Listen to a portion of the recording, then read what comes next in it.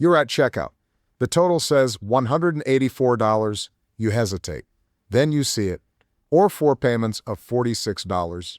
Relief. That feels reasonable. You're not irresponsible, you're just spreading it out. No interest, no credit card guilt, just flexibility. You click it. Done. It feels smart, modern, efficient. But here's what you don't see in that moment. That $46 isn't just $46. It's the first layer of something stacking quietly beneath your bank account.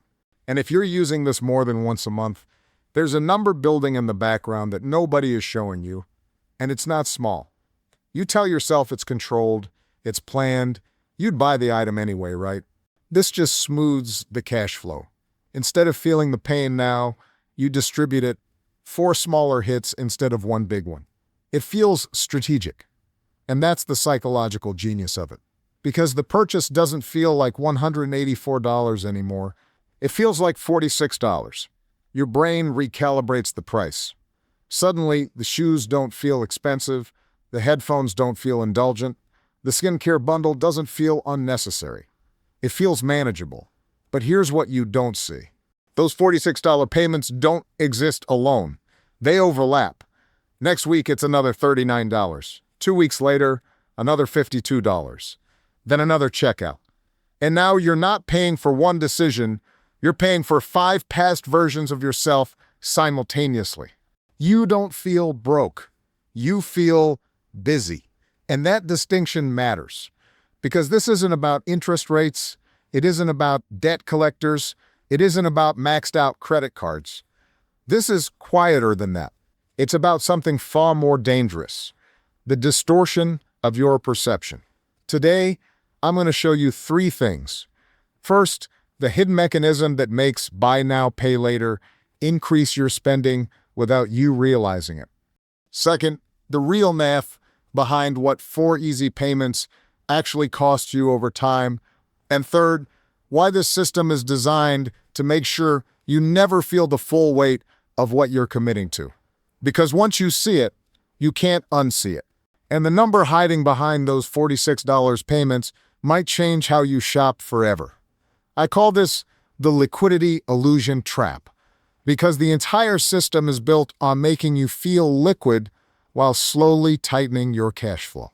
Here's how it works. Step 1, price compression.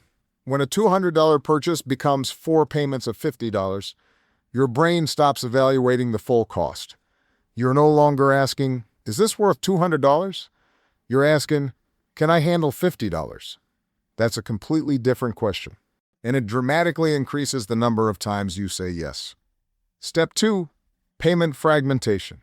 Traditional purchases creates a clean break. You buy something, you pay. It's over. But with buy now, pay later, every purchase leaks into your future. 4 installments, sometimes 6, sometimes spread across multiple apps. None of them feel large individually, but together, they stack. Step 3, stacking blindness. Most people don't track their overlapping installments. 1 pair of shoes, 1 jacket, 1 flight, 1 gadget. Each one feels isolated. But your bank account doesn't experience them in isolation. It experiences them all at once. Now here's the subtle part. Buy now, pay later companies rarely charge interest up front. That's what makes it feel safe. Instead, they make money from merchant fees and late fees. Retailers are happy to pay those fees because customers spend more when payments are split. Average order values go up. Impulse purchases increase. Conversion rates rise. The system isn't trying to help you manage money, it's trying to increase transaction frequency. Even if you never miss a payment, you're still spending more often than you would if you had to feel the full price up front. That's the core mechanism. Reduced friction leads to increased consumption. And when consumption accelerates faster than income, something subtle happens. Your future income gets reassigned. Before your next paycheck arrives, parts of it are already spoken for. Not because you're irresponsible, but because the structure makes it easy to commit tomorrow's money to today's desires. Now multiply this by millions of users. Small payments, high frequency, overlapping timelines. Individually harmless. Collectively powerful. And we haven't even touched the real math yet. Because once you see what this does over a year, the illusion disappears. Let's break the illusion with numbers. Say you make two $200 purchases per month using Buy Now, Pay Later. That's $400 a month, right? Seems manageable. $100 every 2 weeks. No interest, no late fees. Yet, comfortable, safe. But here's the real math. $400 times 12 months is $4,800 in extra costs. That's just the base spending. Now factor in the small frictionless additions.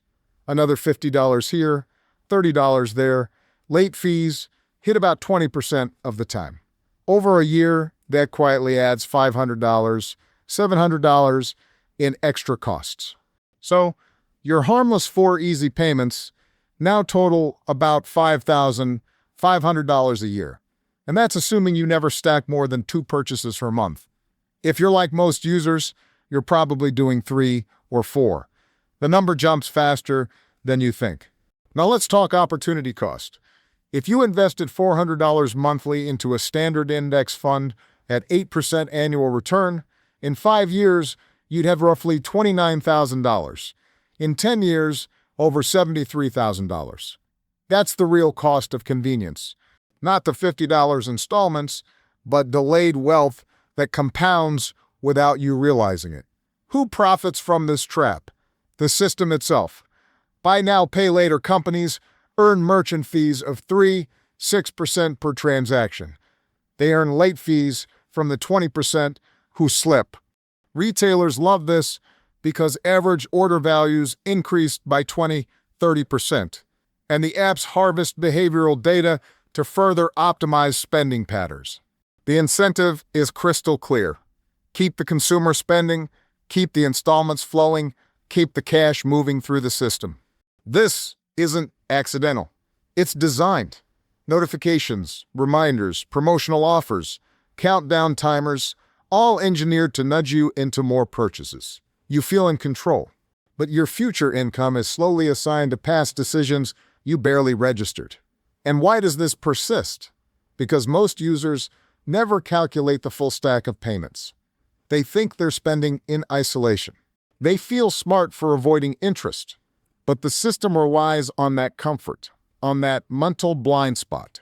Ignorance is profitable. Complexity is intentional. It ensures dependency, and it masks the scale of the trap until it's too late to feel the impact all at once. So when you look at 4 easy payments, remember, the math doesn't lie. It's small, it's invisible, it accumulates, and it's quietly draining your future. I want to be honest about my own experience with Buy Now, Pay Later. I used it consistently for over a year. Not recklessly, strategically. I tracked every single payment in a spreadsheet. At first, I told myself it was smart. Cash flow management, zero interest, flexibility. It felt like disciplined spending. But slowly, I noticed something uncomfortable. My bank balance was always tighter than it should have been. Bills arrived, unexpected expenses popped up, and suddenly I realized that multiple small payments were overlapping across different apps. I wasn't in debt in the traditional sense, but my liquidity felt trapped. I had 9 active installments across 3 platforms at one point. 9 separate streams taking from the same paycheck, each small on its own. But together, they created a subtle squeeze. That's when I ran the numbers. I calculated the total monthly commitment, added probable late fees, and even factored in the opportunity cost of investing that money instead. The sum was shocking. Thousands of dollars quietly assigned to the past instead of the future. That's when I understood the system. It wasn't trying to help me. It was engineered to make me spend more, to fragment my attention, to normalize deferred payments. The turning point came when I consciously applied friction. I deleted the apps, stopped storing my cards, and implemented a 48-hour wait rule for anything over $100. I redirected the money that would have gone into installments into a small automated investment account. Within weeks, the relief was tangible. My cash flow stabilized, and I started seeing the compounding potential of the money I had previously allocated to harmless installments. The frustration and stress began to vanish, replaced by clarity and control. I shared this story not to boast, but to establish one thing. I've lived through the mechanics of the system, seen the trap in action, and quantified its effect. What I'm revealing is not theoretical. It's real, measurable, and avoidable. If I had ignored it, the quiet erosion of wealth and control would have continued unnoticed. By sharing this, I hope you can recognize the trap before it tightens around your finances the way it did around mine. Now that you understand the trap, let's talk about how to get out and stay out. Step 1. Eliminate frictionless spending. Delete all buy now, pay later apps. Remove stored cards from online retailers. Without the easy one-click option, impulse purchases slow down immediately. You create a pause, and that pause is powerful. It forces reflection. Instead of committing tomorrow's income today, you regain awareness of each decision's true cost. Step 2. Implement a 48-hour purchase delay rule. Any non-essential purchase over $100 waits 2 full days before you buy. Most impulses fade in that time. You'll find that 50–70% of items you thought were must-haves simply disappear from your mental checklist. This creates control without cutting enjoyment, just a smarter rhythm of spending. Step 3. Redirect what would have been installment payments into investments. Take the amount you would have spent on 4 small payments and funnel it into a low-cost index fund or high-yield savings account. Automate it. $100 bi-weekly, $200 monthly, whatever matches your previous spending pattern. Within months, you'll notice your wealth growing quietly in the background, compounding while avoiding debt stress. You're replacing consumption with capital formation without feeling deprived.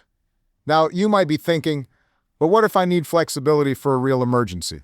That's why Step 1 doesn't forbid spending, it simply adds friction. Emergencies still get covered, but non-essential items no longer slip by unnoticed. Friction is your ally, not your enemy. Here's the reframe. This isn't about sacrifice, it's about choice. The system wants you fragmented, distracted, and spending small amounts that feel harmless but add up dramatically over time. You don't need to fight harder, you need to act smarter. The final warning. You can continue clicking 4 payments of $46 and slowly assign your future income to past wants, or you can take control today, implement these 3 steps, and regain financial clarity. The choice is yours. If this clarified something you've been feeling, share it with someone still trapped in the buy now, pay later cycle. Not to shame them, but to free them. Subscribe for more insights that reveal how the system quietly manipulates spending and how you can reclaim control. This isn't hype, it's clarity. And clarity is your most powerful financial tool.